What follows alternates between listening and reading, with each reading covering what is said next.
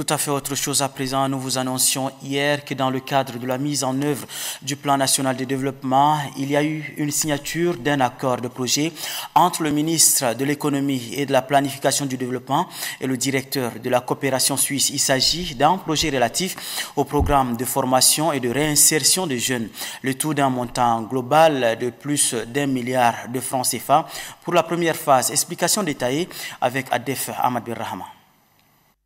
Dans le cadre de la mise en œuvre du programme national de développement PND, la coopération suisse finance les projets de formation et de réinsertion des jeunes.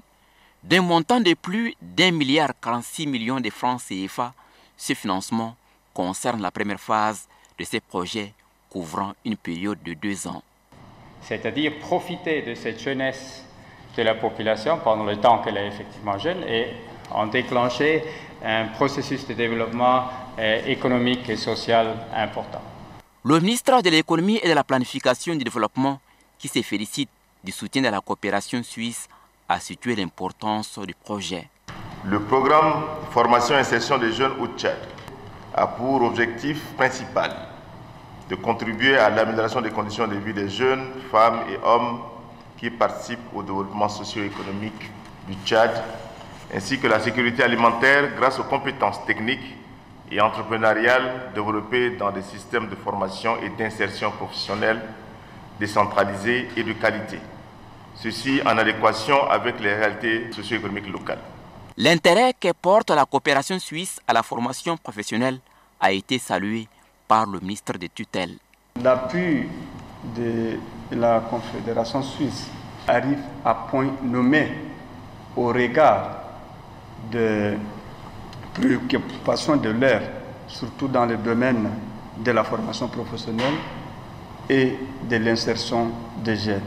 Le gouvernement exprime toute sa reconnaissance à la coopération suisse pour l'appui au programme national de développement. Sachez également que les travaux de la 3e édition de la mission économique hollandaise de prospection des opportunités d'affaires et d'investissement se poursuivent au 2e jour du forum. Le programme a prévu des rencontres B2B entre les opérateurs économiques hollandais et tchadiens. On en sait plus avec Vareladi. Les opérateurs économiques tchadiens et hollandais échangent sur des opportunités d'affaires au Tchad. Les discussions de la 2e journée de cette mission économique hollandaise de prospection des opportunités d'affaires et d'investissement s'articulent sur des missions assignées par leurs projets ou entreprises. Chacun cherche à valoriser ses domaines d'intervention.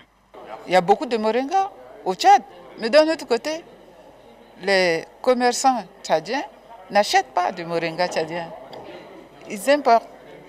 Donc, si on a des services qui ne profitent que pour l'importation, il faut que l'État mette des mécanismes en place. Le consul honoraire du Tchad aux Pays-Bas situe les enjeux de cette rencontre entre les opérateurs économiques tchadiens et hollandais.